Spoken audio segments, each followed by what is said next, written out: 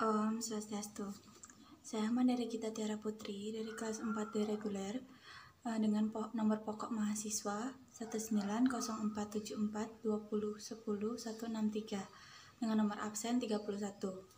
Di sini saya akan menjelaskan tentang tahapan proses perkara perdata dari pengajuan gugatan sampai putusan. Saya mulai dari pendaftaran perkara, di mana pihak berperkara datang ke pengadilan agama dengan membawa surat gugatan atau permohonan.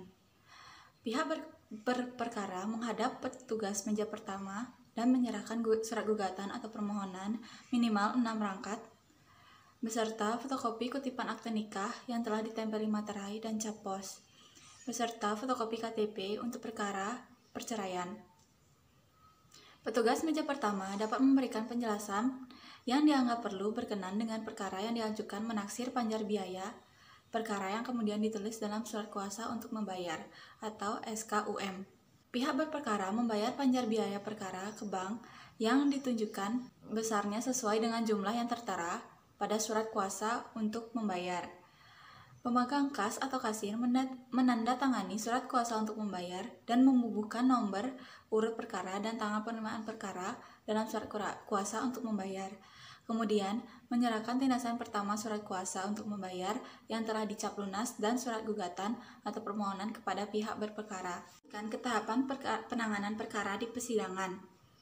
Perkara yang sudah didaftar di pengadilan agama oleh penggugat atau pemohon selanjutnya tinggal menunggu panggilan sidang dari jurusita atau jurusita pengganti. Pemanggilan oleh jurusita atau jurusita pengganti kepada pihak penggugat atau pemohon dan tergugat atau termohon dilakukan sekurang-kurangnya 3 hari sebelum sidang dan sudah sampai kepada yang bersangkutan. Langsung disampaikan ke alamat penggugat atau pemohon dan tergugat atau termohon seperti yang disebut di dalam surat gugatan atau permohonan. Jika pada saat dipanggil para pihak tidak ditemukan di alamatnya, maka panggilan akan disampaikan melalui kepala desa atau lurah di mana para pihak bertempat tinggal. Jika para pihak sudah dipanggil dan datang ke pengadilan agama, segera mendaftarkan diri di meja piket informasi yang tersedia dan tinggal menunggu antrean sidang. Dalam perkara perdata, pada umumnya, setiap pemulaan sidang atau sebelum pemeriksaan perkara, hakim diwajibkan untuk mengusahakan perdamaian antara para pihak berperkara. Dan jika tidak damai, dilanjutkan dengan proses mediasi.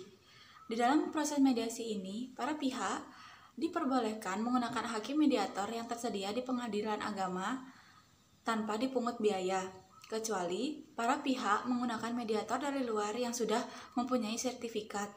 Maka, biayanya seluruhnya ditanggung oleh kedua belah pihak dengan kesepakatan mereka. Apabila terjadi damai, maka dibuatkan akte perdamaian. Akte perdamaian ini mempunyai kekuatan hukum yang sama dengan putusan hakim dan dapat dieksekusi, tetapi tidak dapat dimainkan banding, kasasi, dan peninjauan kembali. Apabila tidak terjadi damai dalam proses mediasi, baik perkara perceraian maupun perkara perdata umum, maka proses pemeriksaan perkara akan dilanjutkan. Untuk proses pemeriksaan perkara selanjutnya yaitu pembacaan surat gugatan penggugat, di mana sebelum surat gugatan dibacakan, jika pada perkara perceraian, hakim wajib menyatakan sidang tertutup untuk umum.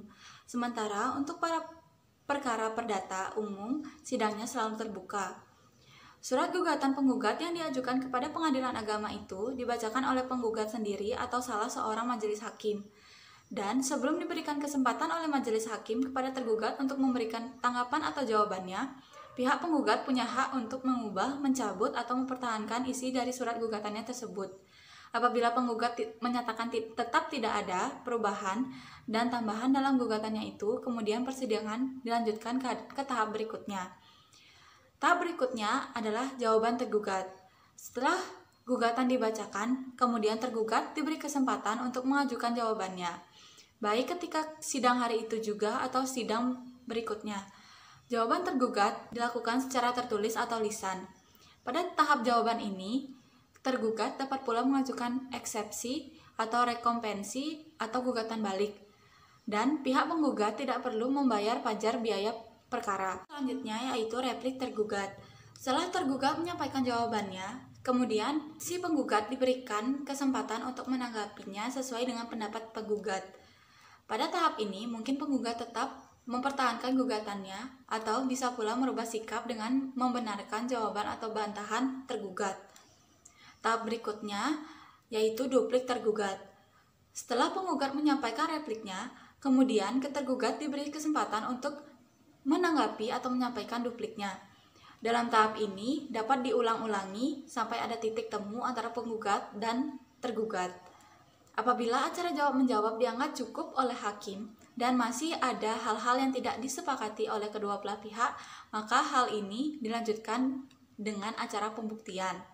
Dan pada tahap pembuktian ini, penggugat dan tergugat diberi kesempatan yang sama untuk mengajukan bukti-bukti, baik berupa bukti surat atau maupun saksi-saksi secara bergantian yang diatur oleh hakim. Pada tahap kesimpulan para pihak, baik penggugat maupun tergugat diberi kesempatan yang sama untuk mengajukan pendapat akhir yang merupakan kesimpulan hasil pemeriksaan selama sidang berlangsung menurut pandangan masing-masing.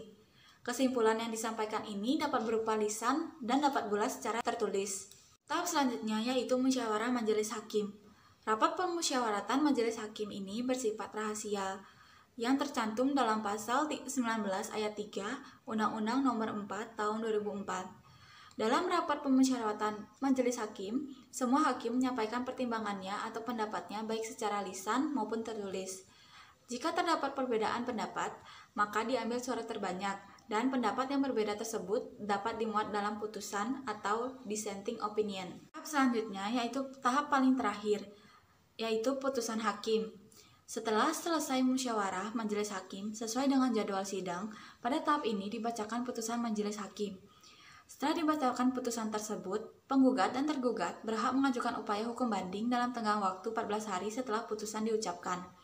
Apabila penggugat atau tergugat tidak hadir saat dibacakan putusan, maka jurusita Pengadilan Agama akan menyampaikan isi atau amar putusan itu kepada pihak yang tidak hadir dan putusan baru berkekuatan hukum tetap setelah 14 hari amar putusan tersebut diterima oleh pihak yang tidak hadir itu. Penjelasan dari tahapan-tahapan proses beracara perkara perdata. Terima kasih.